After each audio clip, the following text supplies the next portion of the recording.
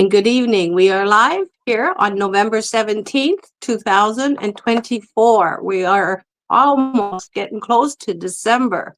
Wow, this year is almost getting to the end, Andy. I mean, here we are, 3.5 years of doing Let's Talk Real Talk on parental alienation and family court abuse. My host tonight is Andy Martens, and I'm so grateful to have you, Andy. Welcome to the Sunday night show. Also Great, tonight we great have, to be here, Mary, for sure. oh, it is, Andy. We are here on important subjects that, our justice system has failed many parents worldwide, not just in Canada, but also in the United States, the UK. I mean, this is a worldwide pandemic that we are dealing with in family court system today. And they're profiting off of our children. And what two better ladies to have tonight than we have Christina Goerss from California. She's an alienated mom and grandma. Hi, Christina. Thanks for Hello, hello. coming on. Christina is a whistleblower and a power girl, and she is a energy first, immediate first responder for natural gas. She's retired in her field right now, and she's dealing with a lot trying to see her grandchildren. And also we have Kamilah Johnson from Kansas City. She's moved to Texas, and Kamilah has a really interesting story to share with us worldwide. She's been trafficked across state line, and she's an advocate for truth. She's an alienated mom of 4 boys, 18, 10, 9, and a 1 year, almost 2-year-old, sorry. And one of them was medically kidnapped, and he was only 1 year old. Andy, I need you to, help me with this so I could share this podcast to the millions out there so that they can all join in and ask questions. So, welcome, ladies. Andy, you take the floor right now. All And right. All right. Can you hear me, Mary? Am I I good? can hear Let's check you. the audio. All right. Yeah, including the Canadian Prime Minister Justin Trudeau. Maybe he's watching too. I hope so. I mean, I've got constituents all on Parental Alienation page, and they can't hide from me now. So if you could just turn your mic up a little bit, and Okay, just a second here. we'll get Christina to start off with her quick, brief intro, because she's brought Kamilah on, and she knows her more, so she could ask a few questions as well that we would Yeah, probably miss. All right. fantastic. I just want to say thank you so much, Mary and Andy, for allowing us to come onto your show and tell Camillah's story. We are broadcasting her on Power Girl Productions podcast, across what we call the Power Girl multiverse, because her story is probably one of the worst that I've heard. I've been broadcasting since I was medically forced to retire a few years ago. I've been podcasting like you. Mary created a podcast to kind of tell my story and expose the bullies in my life.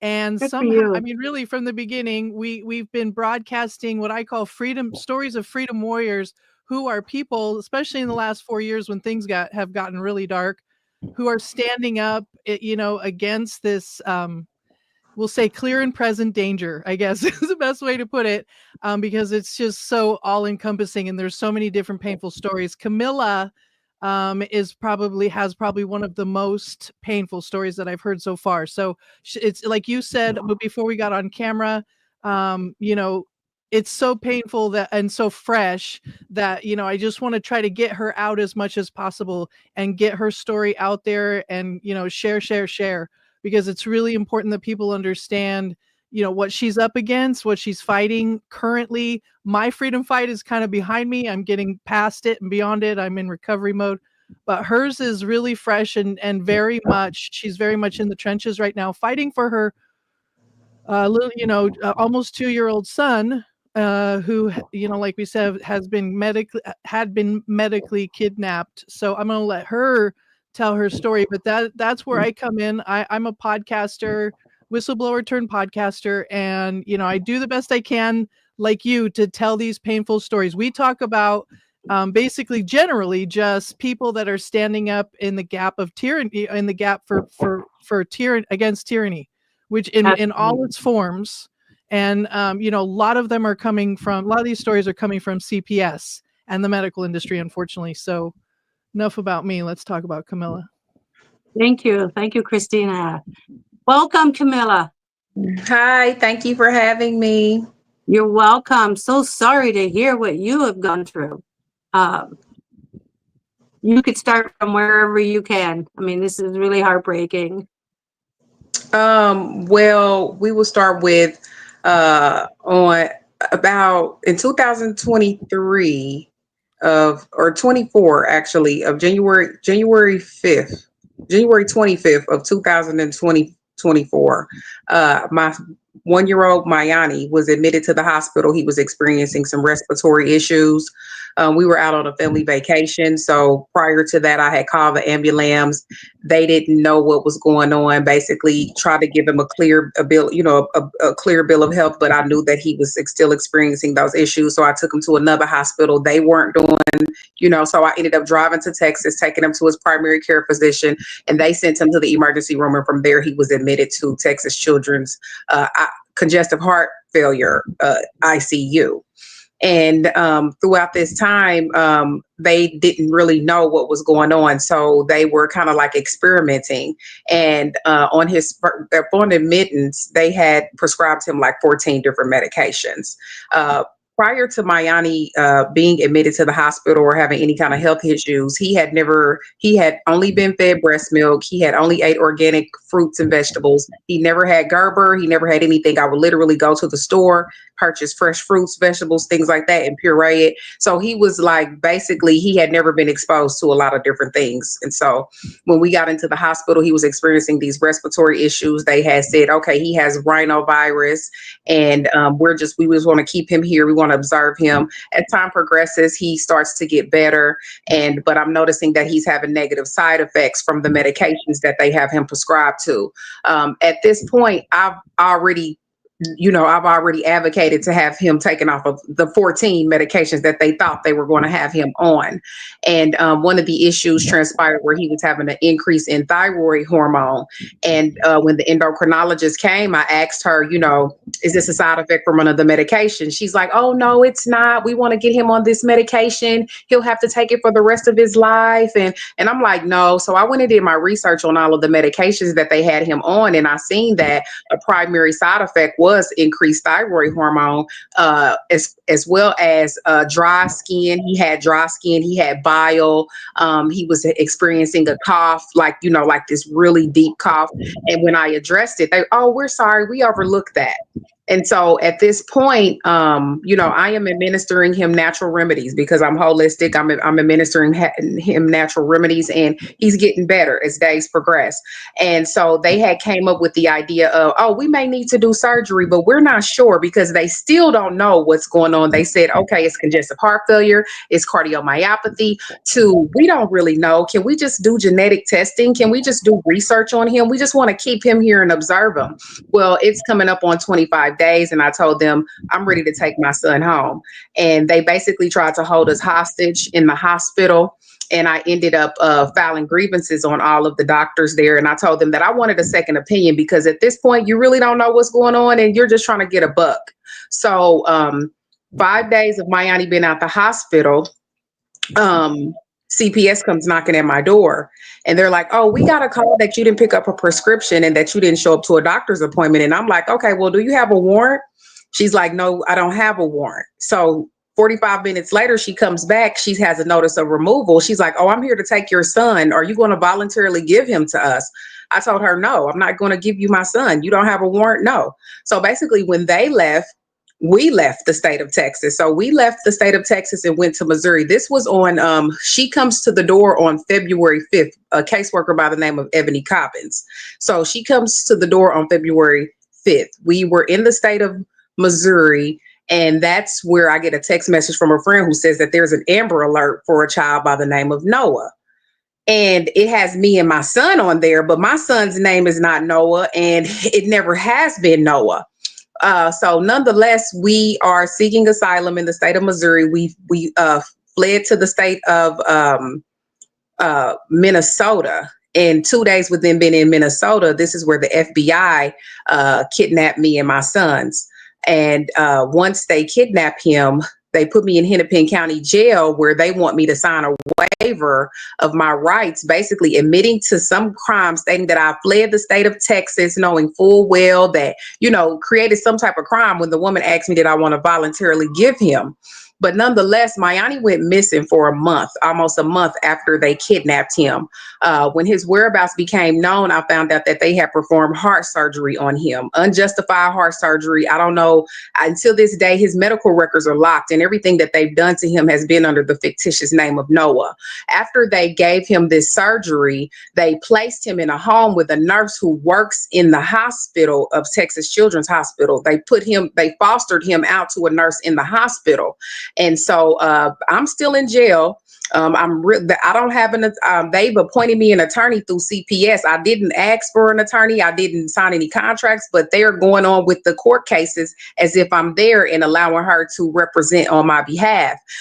So nonetheless, I ended up getting extradited. They had to issue a rendition warrant for me from the governor of Minnesota, Tim Walz, as well as the governor of Greg Abbott of Texas, because I refused to sign the waiver of rights to extradite me back to Texas. So they issued the rendition warrant. And this is when they trafficked me through about 8 states in a 4x4 box, basically to take me back to Harris County, Texas. And when I get out, I ended up getting out 2 days later, and I finally get a chance to see my son for the first time on August 7th of 2024. And when I see him, he's in horrible condition. He's in horrible condition. He's got bruises all over his body. He's congested. They've immunized him. They've given him over 12 immunizations, and he's immunization exempt. Okay. And, every time I'm seeing him, he's got more and more bruises on his body, deep gashes in his legs. And, I'm telling the caseworker, and she's like, she's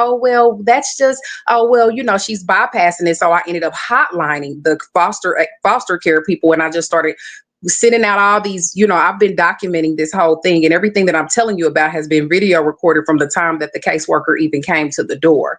But basically what ended up happening is I terminated the attorney for the CPS case, and they try to charge me with child endangerment. So I'm representing myself on both cases at this point. And since I've been out, I've been able to get Mayani placed with my mother. He's with my mother now, and I am still going through the motions of, fighting these cases and getting my children back.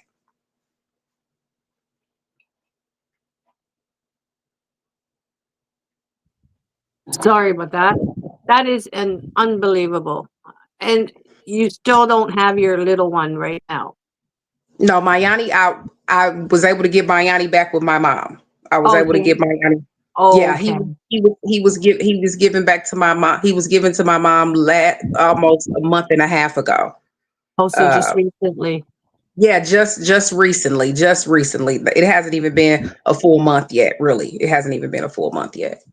But Kamilah is tied to Texas because she's dealing with these fraudulent charges, both from CPS and from the, criminal side. So, she can't be with her mom and her boys because she's got to fight these cases. So, that's the alienation, not to mention the time that he was out of her control. And you can see, I just want to really quickly inject here that Kamilah's done an incredible job of documenting all of these things. So you can see for yourself on her TikTok channel, she gets all of this. She's gotten all of this on video, is, the CPS showing up at her door.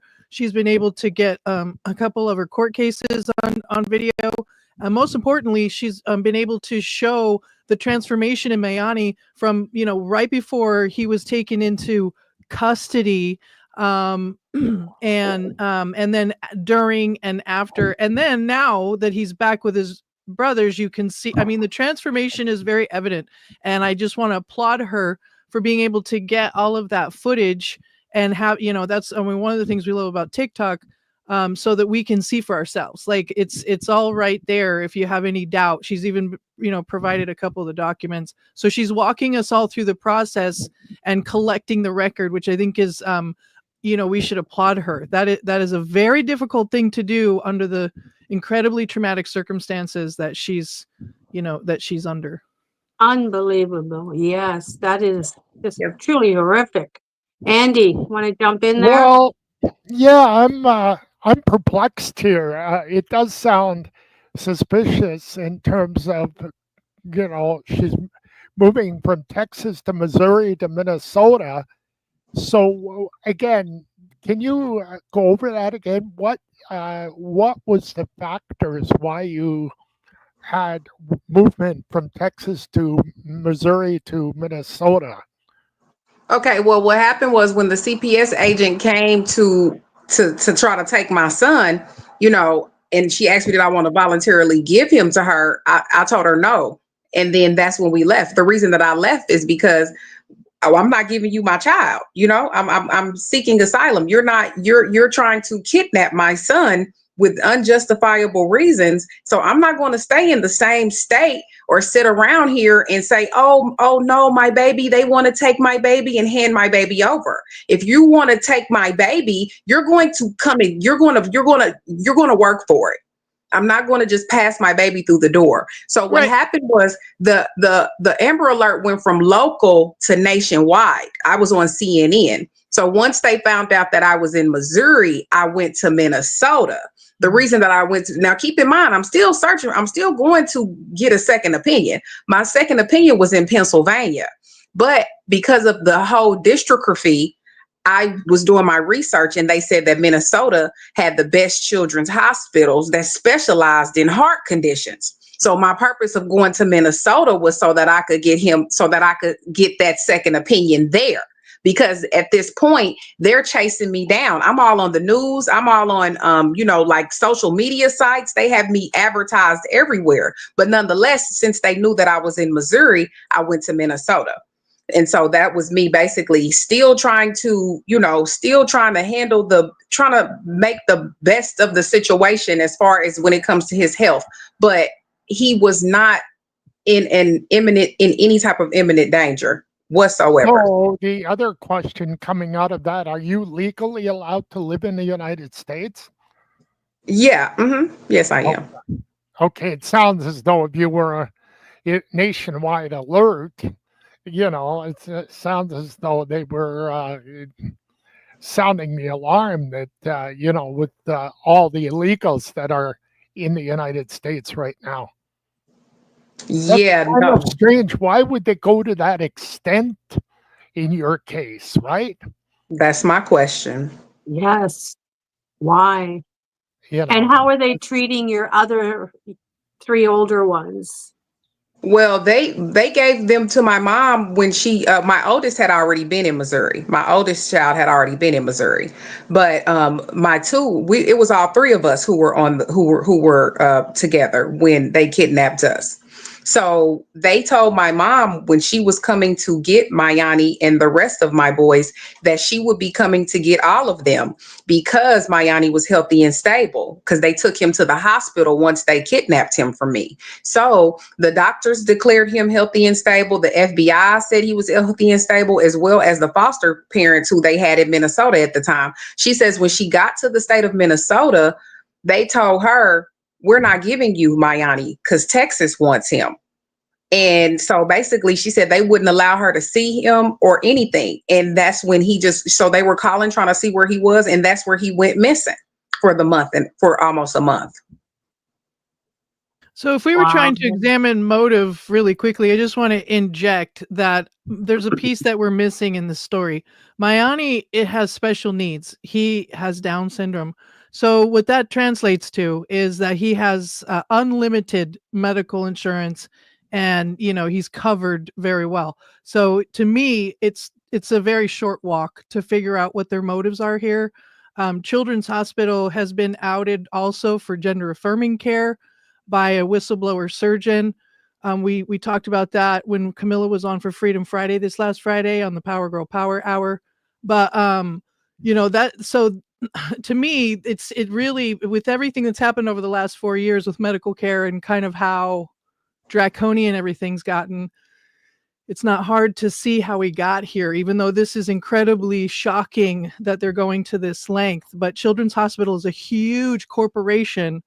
Yes. And they make billions of dollars, and I mean, it sounds, when I listen to her tell her story, in the particulars, it sounds to me like there's a couple places in the story where they're actually admitting to wanting to perform medical experimentation on him. They never prove that he has a heart condition.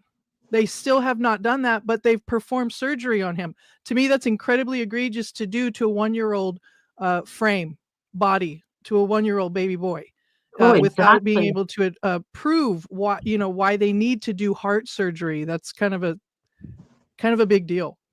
It is. I had a brother that was born in New Jersey, New York, at Mount Sinai, and 10 days after they told my mom that he had heart problems, and they did surgery, and he ended up dying. But my mom never did get to see the body. They gave us a gravestone and put my brother's body in there, apparently, but we don't know if they really put my brother in there, because they didn't give him a name. They just named him Baby Kovacs. So they could have, this was 1957, and they've been kidnapping children in hospitals. And today there was a parade in Toronto, Sick Kids Hospital, and Trudeau attended. And, he's making all these children's things in such a poor way that he's not helping the children. He's exposing them to corruption, to pedophiles and everything out there. And we need to stop this. We need to get our children into safety through these hospitals, because kids are kids. And when they're born, anybody can walk out of the hospitals with them, do what they want. They're stealing our kids.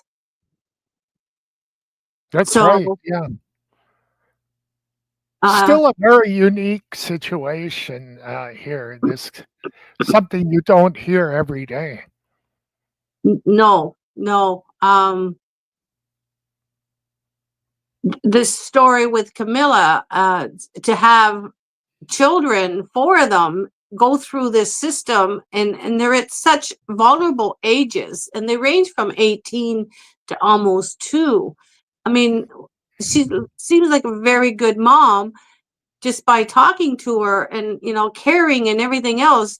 She's struggling to have her own children in her life, which is unfair, especially when you have a Down syndrome child. I had one that died in 1986. The father of my child didn't want her because she was Down syndrome and was contaminated from the Chernobyl, so he forced mercy killing on her. To me, that's forcing death on my child, and I don't forgive him for that. And it's something that I find very hard to deal with when they kill your child. But when they take your living child from you, wow, that's more painful, because that child is alive. Because once a child dies, you could put the child to rest. But when they're living and they're fighting for their lives, and then someone performs a surgery on them when it's unnecessary, or gives them drugs, 14 drugs a day for your son, and what were they for? They claimed that they were because when Mayani had gotten sick, he had kind of lost his appetite, so he wasn't really eating, so he had lost a lot of weight. And basically what ended up happening was they had like a lot of supplements in there, and then they had I have the list of medications, but there were a water retention, because he was retaining water because the EF fraction of his heart wasn't pumping fully. So when he got in the hospital, when he was admitted, his heart was at 11%, the EF rate, which is erectile fraction. However, when I discharged him, he was at a 47%, and the ideal rate is 50%. So my thing was like, okay, at this point, 47%, I think we can work with that, and we could do outpatient. But they wanted to keep him in the facility. They wanted to do genetic testing. They wanted to do all of these different things. So yeah, that's how they did that. That's what happened with that part. Wow. So sad. So is he still on medication now? How's he Yeah, doing? he's doing much better since he's gotten out of the foster care system with the foster care people. Since he's gotten back with my mom, he's done a whole 360, because when I was seeing him during our visits up here in Texas, I was seeing him, his stomach was so big, he was just so unhealthy, and I can't say what it is they were doing or how they were doing it, but now that he's with my mom, he's in the best condition ever, even down to his skin. His skin is cleared up. He had like a lot of abrasions and a lot of breakouts on his skin. And these are the same type of breakouts that I was seeing when we were in the hospital, which is why I was advocating for the second opinion. So they now made him, they made him sicker looking so that you could be accused of it. Yes, so that I could be accused of it. Yes. I honestly believe they were trying to kill him. I honestly believe they wanted to kill him so that I could get charged with something greater, because what you don't know is that I teach people about common law. I teach people sovereignty. I teach these things, and I'm always standing in the face of adversity. So it's not like I'm just like, oh, I was just a regular woman living my regular life. I've been in the forefront of these people. So I was retaliated against by several different entities. Yes. And you could see it clearly. It's evident. Yes, ma'am. Yeah, Kamilah had a huge following on TikTok. That account, I believe, I don't know if that account is still active, but yeah, she had a huge following on TikTok and was mentoring, telling all their dirty secrets in law, in common law. So again, not hard to see the motive, but it certainly does paint a frightening picture of all of these organizations working together against one woman, Yes. and a 1-year-old baby boy. I mean, Yeah. I think that's the most alarming part of it all. Well, since I've been on social media since 2007 and 2018, my social media platforms were wiped out. I had over 1 million followers dealing with parental alienation, domestic violence, and all kinds of abuse, because my own brother was murdered. So I advocated for him and caught these killers. And the judge made an error and released the killers, so they're set free. But this is what's happening in our justice system. They're taking us innocent parents away from our loving children, handing them to abusers, sending them into foster care to get adopted, and you don't know who's going to be getting your children. And they could be pedophiles, predators of all kinds out there in bad situations, crack homes or whatever kind of homes that they're putting them into. We have to keep fighting for our children and everybody else's children. So I highly suggest to people that do get connection with their children to keep advocating for the ones who are dealing with all these insidious crimes that are placed upon us. I mean, to go to prison as a loving mom after raising my own children for 20 years, and the abuser gets to punish the children because he's punishing me by taking the children. This is something that the family court judges need to stop doing to us parents, because we just want the best for our kids. And your son with special needs, he needs his mom. He doesn't need strangers coddling over him. Actually, not even coddling, because they're harming him. They're giving him bad whatever, all these illnesses, rashes, and drugs, and wow, no love. And I'm sure your son really missed you and your mom. I mean, Yeah. this is so heartbreaking. Yes, and his brothers. Yes, most And his definitely. brothers, yes, that's what they do. They separate siblings as well, so that the siblings don't go have any contact with each other to share their stories, right? Because Yeah. that's how the kids come out years down the road. But when they're separated, they're now separated from different abusers, so that they can't prove it. right? But when they're Yeah. together, they can prove more Mm-hmm, than they are all alone. Yes. Yeah. So such a, oh, incredible. So where are you now? Like, what are you able to do today? Well, currently they still have me. They have it to where I can't get my so the stipulations were I had to do a parenting class. I had to do a psychiatric evaluation. I had to get therapy, and then I had to obtain a place. Well, while I was incarcerated, I lost everything. I was running businesses. I lost everything that we had. I lost everything, including what they took from me, my car, everything. So I basically came out with nothing. And so basically I'm slowly rebuilding my life, but I've already all of the stipulations that they have required of me.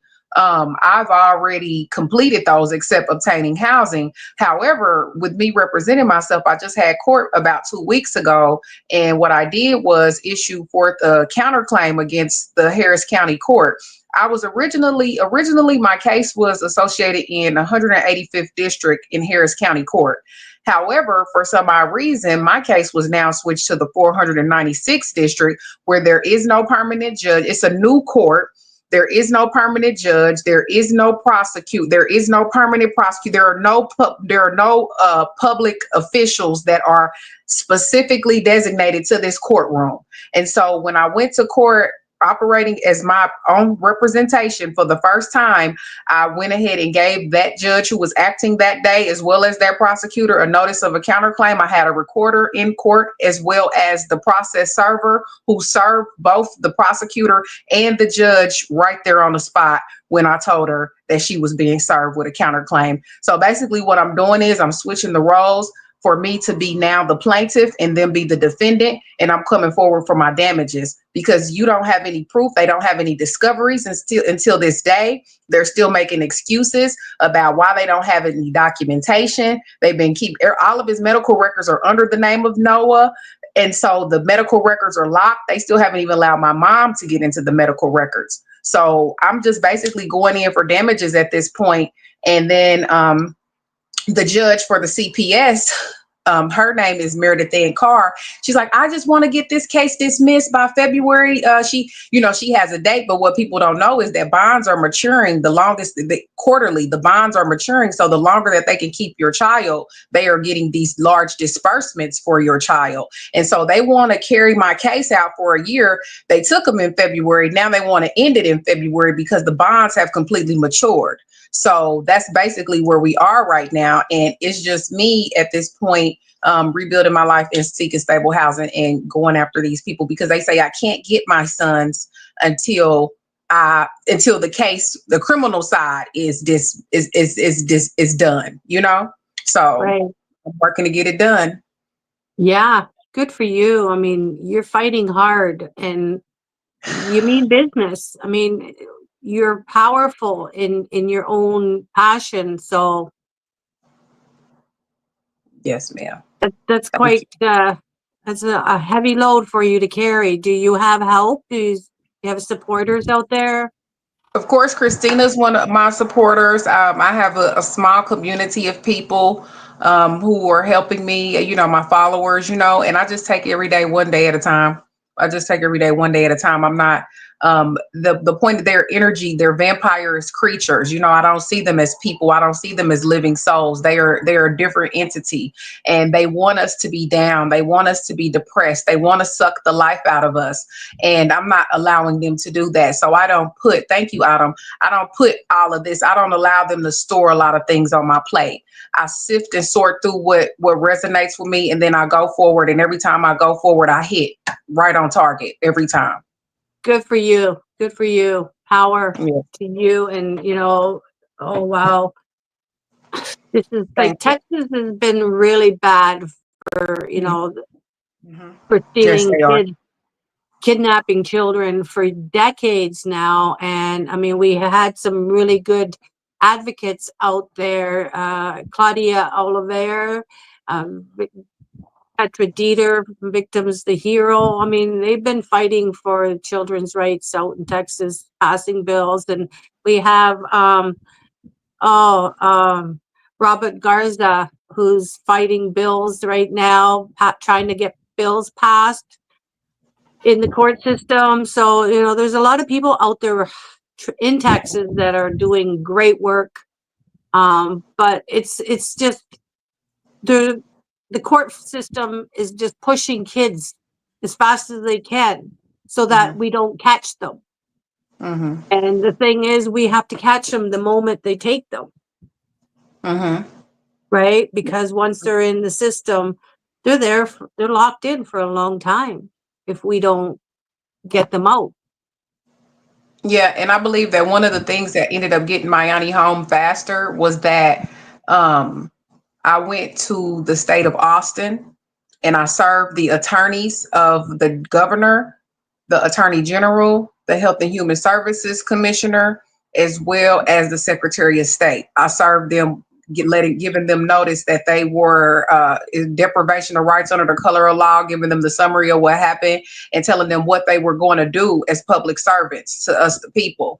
And, you know, within 2 weeks of me going up there and having them served with those legal documents, Mayani was home with my mom. I got to correct you there for our viewers, Kamilah, that Austin is the capital of Texas. You said the state of Austin. Yeah, so Austin is the capital city. Yeah. But my question is to you: where is your ex in all of this? Where's my ex? He's a sheep. He's scared. He's not in the forefront. He's not in the equation. Like late President Harry Truman said, when the heat gets going in the kitchen, people take off, and you can't stand the heat in the kitchen. They leave. Yes, and that's what happened. He wasn't around prior, and he's not around now. And I've tried to reach out, but I'm not into beating dead horses. I just keep moving. Are you back in the state of Texas now? Yes, I am currently in the state of Texas. Yes, I am. Okay. Is that where your mom lives too? No, my mom lives in Missouri. So I'm not in the same state with my boys. Oh, okay. And I actually believe it works out better that way because, you know, with the way I'm out here plucking feathers, at any moment they could run in and say, we taking them. But he's in the double state. They don't have jurisdiction over there. For the benefit of our viewers, from Texas to Missouri is about 12 hours. Is that correct? It is. Yes, it is from Houston. Yes. Right. Well, too much. It's just, you know, I'm so happy that you've got some great people with you and Christina up. You know, you seem like you know your shit. I mean, you've gone through it with your own children and now your grandchildren, and then it's generations of abuse that, you know, we're going through, and our children are put through it for profit. You know, because we have to go and fight for our kids, which should never happen, especially as a mom. And when we are good moms, it seems like the judges take us for granted because they know we're going to be gun-ho fighting for our kids, and all our money is going to be drained to go into the court system. I mean, here in Ontario, Attorney Doug Downey put $165 million into fiber optics into the courtrooms. Where is all this money coming from? How do you get $165 million to put fiber optics when they're already equipped with cameras in these courtrooms? And this is across Ontario. So I'm you know, our kids are trafficked, and all this money is right there in front of us through taxpayers' pockets and our children. How much more corruption can we expose out there through our government? You know, they're the ones that are doing this to our kids. So, you know, CPS is getting paid, foster care is getting paid. Everybody's on an incentive through our governments. So they gotta, you know, get money from our kids. Our kids are trafficked, and what you've gone through is obviously probably the most horrific thing you could possibly go through, as you're trafficked through the state as well. How's your mental and emotional, I don't even know how to ask that question, but how are you holding up? I have my days, some days I miss my kids, I miss my boys, but it allowed me to reflect on how to never take your children for granted, never take anything in life for granted, because in a blink of an eye, your situation can change. I went from making $10,000 a month to barely having anything. You know what I mean? My children never wanted for anything. We lived a different type of lifestyle. I homeschooled my kids, but I never even imagined that anything like this could happen. But through it all, it has cultivated me into a powerhouse. I don't have any fear. My biggest fears in life were something to happen to my children and to go to jail. I did that. So now I'm in the belly of the beast. So I can do nothing but overcome. So it in a way, it broke me down to rebuild me. I lost everything, but everything is going to come back 100-fold, So I look at the greater end of the story, not the detrimental side of it. And though it does pop up in my head sometime, and I do have a fire in me that blazes, that wants everybody who participated to go straight to Haiti, I still overcome with love, because I know that the love of my children is why I'm pushing the way that I'm doing. I know that the love of, family reunification is why I do what I do. So I'm not going to stop, and they'll never take my soul. They'll never break me, because that's what they wanted to do.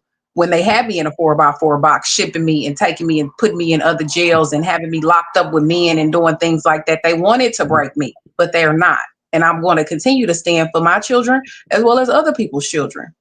That's right. Good for you. Yes, they want to break us. I know when I came out of prison, I was kicked to the curb as a disabled mom in a wheelchair, while my ex-husband, healthy ex-husband that was in the military, middle linebacker, got my house. It was all handicapped accessible for me. And the judge gave him the home, the kids, all the assets. I had nothing, $0. I had to live in a women's shelter for 17 months before the judge allowed my assets to be free. But right away, they took $15,000 from each of us to pay for lawyer fees, because we couldn't walk into a divorce court as a pro se litigant. We had to have a lawyer back in 2005. The judge even said, "You're not walking in here without a lawyer," and took 15,000 from my bank, my home, but yet left me high and dry for 17 months. I couldn't afford my heart bills. It was horrific. But, I got up as well.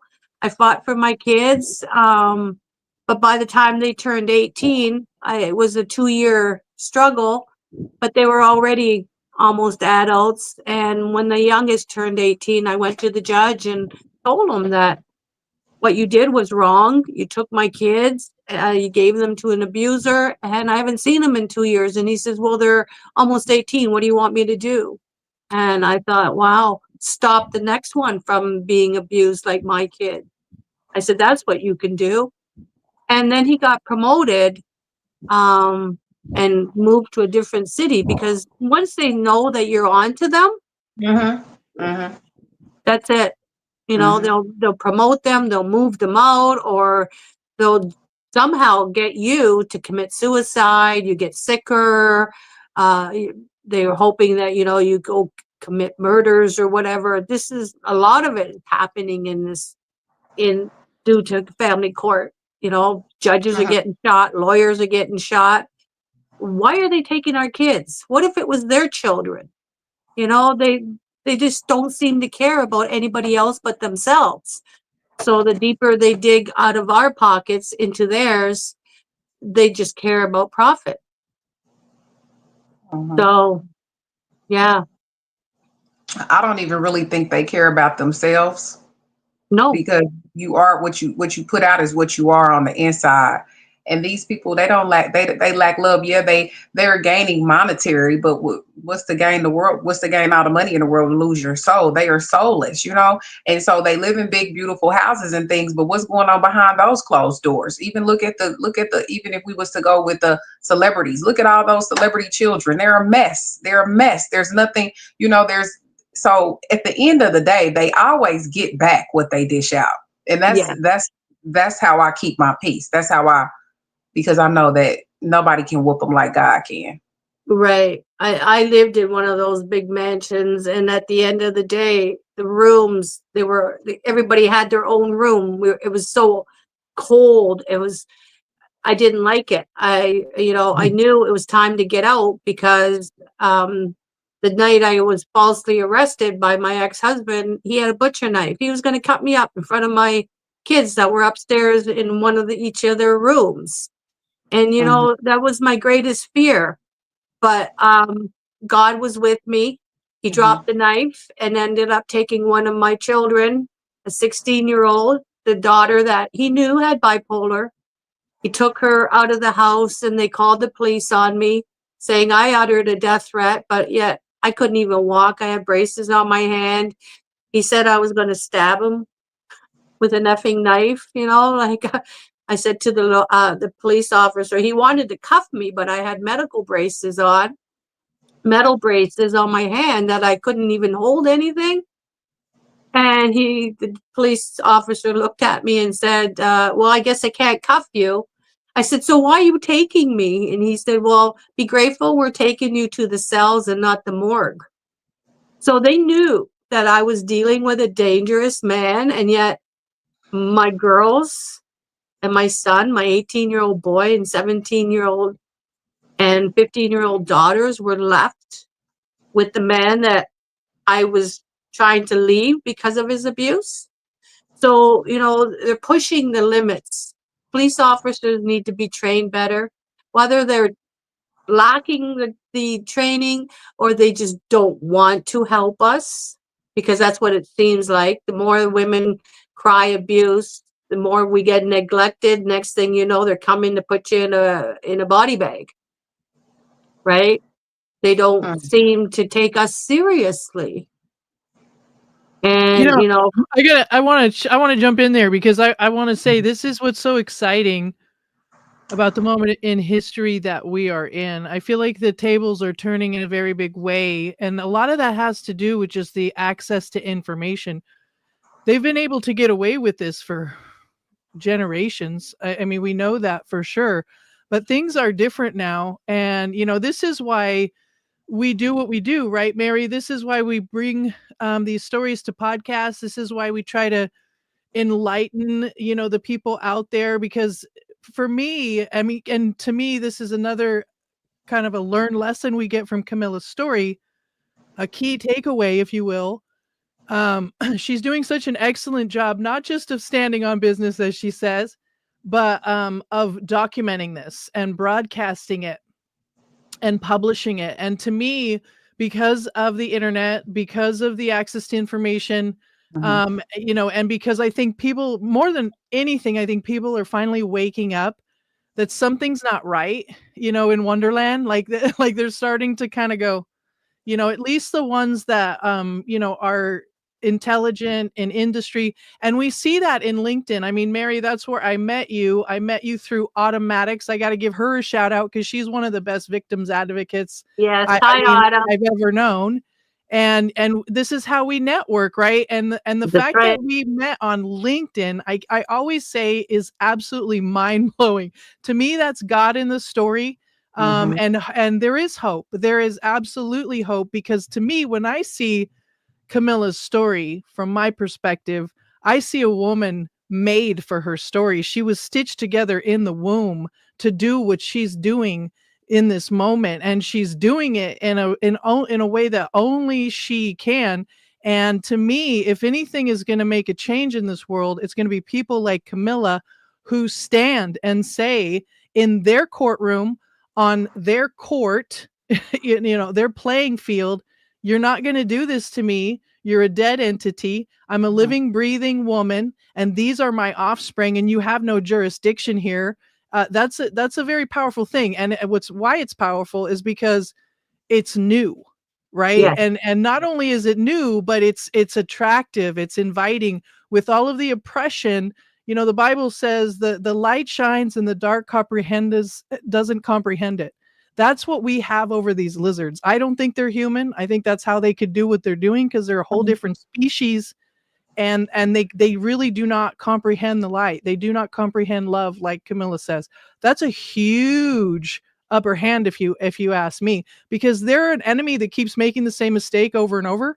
That's right. And these are, I mean, the freedom warriors that we bring into the Power Girl multiverse, which is what I call my media platform, that I created to give these people a voice. Because like you, Mary, I was in a situation where, and like you, Kamilah, losing everything on top of the world by the tail on a downhill drag, and now I'm losing everything for the truth, and it was worth every bit of it. Everything that now again, I can't get back the years with my grandson. But to me, like you said, Kamilah, this is a war we're fighting. It's a silent war, that psyop war that we're fighting. And it's almost better that they're not with us right now, because we're in warrior stance. I mean, this is, they're putting women on the front line, which is the biggest mistake they could have ever made. Yes, that's exactly it. And that's what I worked for the military police as a security. We were front line with 9 mils in our pockets, and we had the soldiers behind us. We protected the soldiers. We had to jump out and get shot first. Well, I'm going to protect my family before, anyone's going to shoot me, because my family was my life overseas, and we had to deal with the Gulf War. We dealt with the Turks, banging down our homes, rubbing feces all over our windows. I mean, we went through a lot. I had humps of hair falling out because I had to leave my children for 12 hours a day, but turned out to be 16 with traveling time, to go and protect other people over my family. Well, it just didn't jive with me at the time. So, I took as much time off, working 4 days on, 5 days off. I take 4 days off, and I've got 3-4 weeks off in a month that I could take. And, at those crucial times of trauma going through the Gulf War and everything, I was home with my kids as much as I could to protect them. So, and then go back to work and protect everybody else, never thinking of myself. Well, now I think that has set me up to help people worldwide, because I was so strong then that I became stronger now. I was disabled 19 years ago. I couldn't walk. I was in a wheelchair. I was like Forrest Gump, run, Forrest, and the braces, the wheelchair falls off, the walker, the cane, and here I am. We are unstoppable because we have the power in us to fight for what we love. And we love our children. And everybody else. Power of creation. We have the power of, and Kamilah makes this point often, right? Like women are just a force of nature, and just not somebody, especially when you're talking about their children, not somebody you want to pick a fight with. And I mean, I would encourage anybody to follow Kamilah on her His Name is Mayani TikTok, because you can see this all unfold. Not only can you see for yourself the transformation of Mayani, which I think is the most, evident thing, that you can just see it on the video, how he transforms from a beautifully, creamy skinned little boy. He's just got the most healthy skin.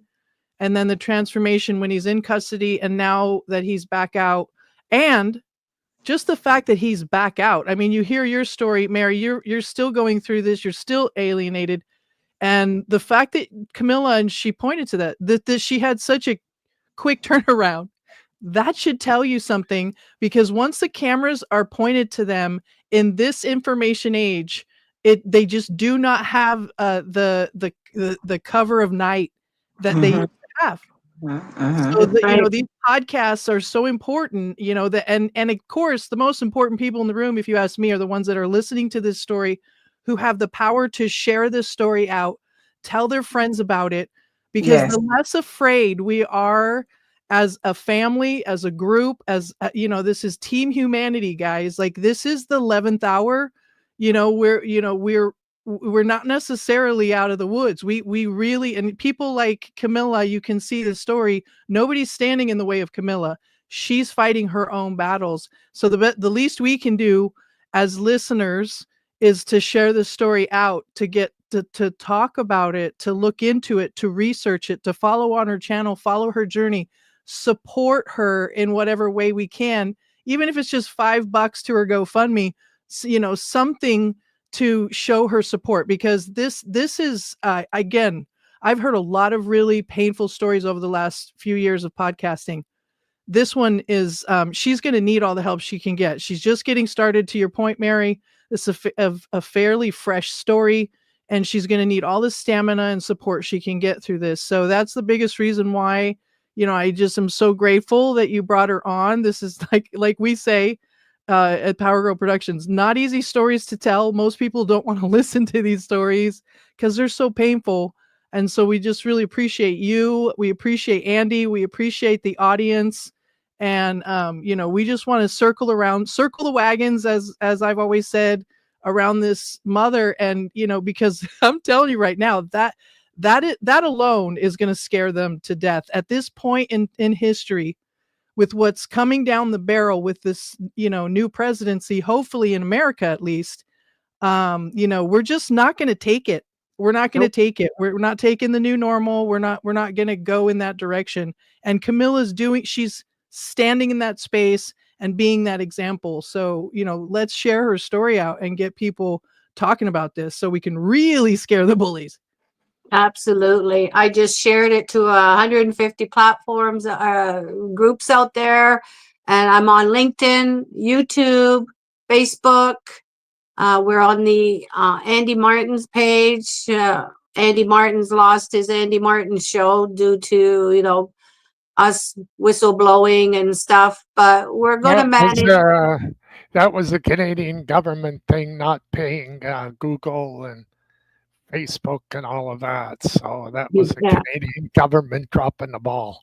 Yeah, so we lost that platform, but we're still going strong. We're here to help everybody. We don't just bring them on to the show. We continue and follow through to your next stage. Any news that you want to share with us, you just come right back, and we could share that to the viewers and see how things are happening. And we're here for you, Kamilah. We're here for you, Christina. I mean, we are together.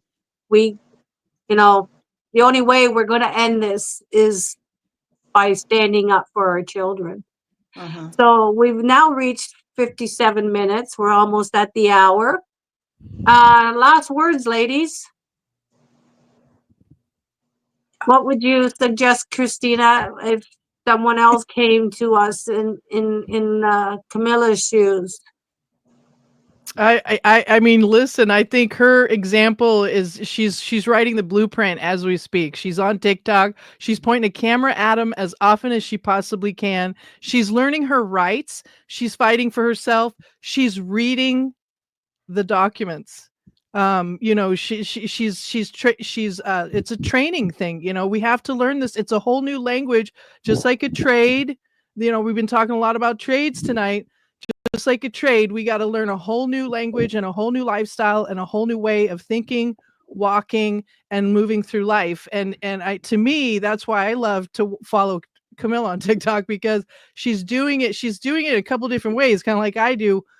She's got her Kamisu Guru, which is like, that's, guiding you down the sovereignty path to so that you can stand on business, so that you can stand and face these bullies lawfully, right? And then she's got her Supreme Aboriginal. I mean, I'm kind of taking your thunder here, but on TikTok, which is again more of the educational stuff. And then his name is Mayani, which is following this incredible story and capturing, more importantly, the record along the way. So if somebody was in this situation, they could do it themselves. That's what we're doing here, is to empower people, because we are the answer. We, the people, are the plan. You can trust the plan all you want, as long as it's God's plan. but we the people are the plan. And Kamilah is embodying that and walking that walk. So that's why I'm just her biggest fan, and I'm going to sing her praises every chance I get. And I'm your next fan. I'm going to have to learn how to use TikTok. I'm on TikTok, but I don't know how to use it. I'm scared. No. But, you know, I'm learning all these new platforms. So my next one is TikTok because I've got a lot to share out there. I'm reading my transcripts. I'm placing my, you know, all the corruption front view. We need to stop these judges and lawyers and hold them accountable. You know, and we need the transparency. So I support cameras in the courtroom for us to take notes, you know, because there's so much lies in there. And the only place you get to lie is in family court. You know, this is why they don't want cameras in the courtrooms. They don't want people to see or get caught.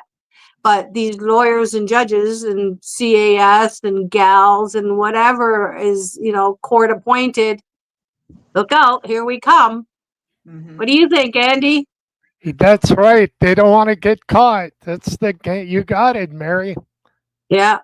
So, But Kamilah, your last word. Oh, sorry, I just Andy. want to say America will change next year in 2025. So buckle up your seatbelt for the ride. And it just shows you that all the stuff, the ruthless media we heard in the US election, I don't talk about it much, but the media, people did not buy into it. It's sad, but the United States is a very divided country, and you know, it is what it is. The people have spoken, and you know, I think people living in the United States, the view from Canada is you should move on and accept the people's decision, and also the fact that the House and the Senate are all Republican. It Right. would have been a disaster had Kamala Harris got elected. She would have been a dead duck from the word go and not being able to accomplish anything if the Republicans would have the Senate and the House. Yeah. They don't want women in power. No, that's the bottom line. You see, Mary, that's why I like you so much. You're such a smart lady. The United States, and believe me, I love women in politics, but the United States does not ready for a woman as president. That's Well, you know, evident. Neither was Canada.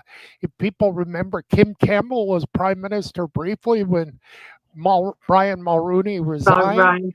and she was set up, and Jean Chrétien defeated her handily in 1993. Some people feel that Kamala was set up to fail. Yes. Now, it's not my job to analyze that, but you know, there's so many questions that need to be answered. But Oh, I know. I saw that as much as I followed politics, I saw that early on that this woman is not going to be elected No. at all. And it's sad. Do you know that $1 billion was wasted? By Democratic donors' money was wasted in the last 3 months by the Democrats. Wow. So, And- anyway, yeah, that's my point is that let's embrace the change, and hopefully this new government will make things easier for people like Kamilah. Right. Right. Well, thank you for that, Andy. So, Kamilah, your last words. I think, like I always tell people, that it's always spiritual first with these people. It's spiritual, and everything that has been set up for us as far as the politicians, the racism, the discrimination, that's all a way to keep you from recognizing the power that you were born with. It's not anything that we're gaining. It's not anything. Sovereignty is our birthright. We were born free will beings, you know what I mean? Endowed with power from the divine source. And there is nothing that we cannot conquer if we all unify ourselves and eliminate the distractions that they put in front of us.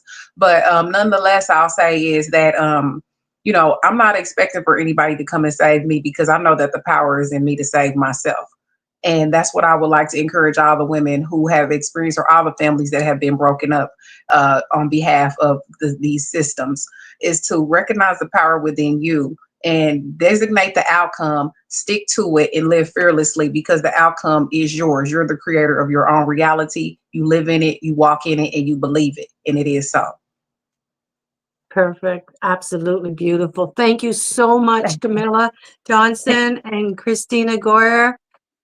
It's been a pleasure to have you both. We'll have you back on another episode in the future, or maybe after the new year. And alienated parents, alienated grandparents, children out there, don't give up on each other. You are the only family that can hold each other together. Keep your heads up. Be cautious about what happens if you decide to go into family court. I highly recommend everybody to stay out of there if they can. And, just help someone out there if you need to be a shoulder for a targeted parent, a targeted child, or whoever. Just, know that this is real. This is the most horrific experience we can go through. So thanks everyone for tuning in to Let's Talk Real Talk with Andy Martens and myself, Mary Auld-Kovacs, and Molly. Molly is my lifeline here, and she brings me joy and hope for the future. So thank you, everyone. Ladies, thank you. Andy, good night. And viewers, thanks again. Bye.